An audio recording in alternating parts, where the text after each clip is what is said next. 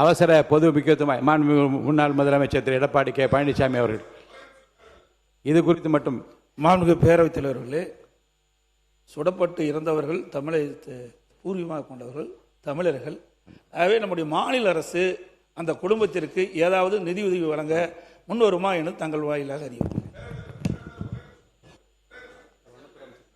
மாண்பு வனத்துறை அமைச்சர் நிற்கிறார். மாண்பு வனத்துறை அமைச்சர் நிற்கிறார். உட்காருங்க. மாண்புமிகு பேரவைத் தலைவர் அவர்களே, நம்முடைய